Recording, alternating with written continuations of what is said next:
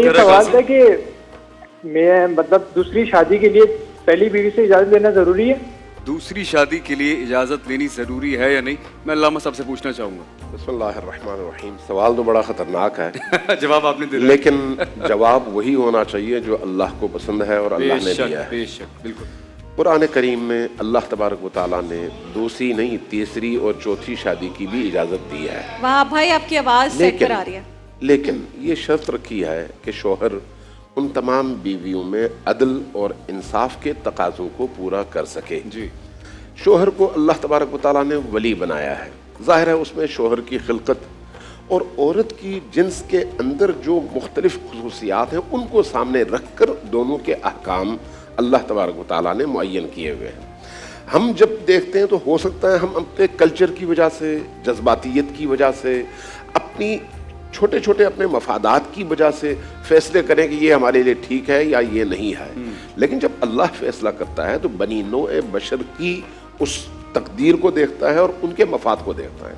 اس لیے من حیث انسان جب ہم قرآن کریم کو دیکھتے ہیں تو قرآن کریم نے شوہر کو یہ اجازت دی ہے کہ وہ 4 تک شادیاں کر سکتا ہے ان شرائط کے ساتھ. لیکن اب آیا بیوی سے اجازت لینا بھی شرط ہے؟ نہیں، اس میں شرعاً کوئی شرط نہیں ہے. لیکن جو اخلاقیات کے تقاضے ہیں ان کو ضرور سامنے رکھنا چاہیے کہ جب کوئی شوہر دوسری بیوی لے کر آنا چاہتا ہے تو پہلی بیوی سے مشورہ ضرور کرے اور اس کو اعتماد میں ضرور لے تاکہ ان کی جو ازدواجی زندگی ہے وہ زندگی متاثر نہ ہو، اس نئی بیوی کی وجہ سے پرانی بیوی کی زندگی متاثر نہ ہو. ان چیزوں کا ضرور خیال رکھنا چاہیے. جو بات اس معاملے میں سب سے زیادہ اہم ہے وہ یہ ہے کہ ہمیں شریعت اور دین کو کلچر سے الگ رکھنا چاہیے.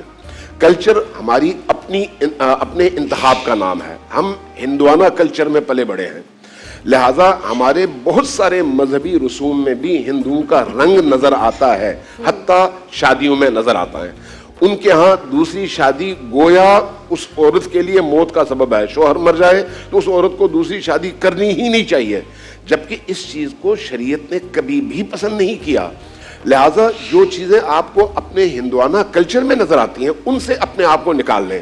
من حیث انسان اس کو دیکھیں کہ انسان کے مفاد میں کیا ہے. لہٰذا آپ اگر عربوں کے کلچر میں جائیں دوسری تیسری چوتھی شادی میں آپ کو کسی طرح کی کوئی مشکل اور رکاوٹ پیش نہیں آتی.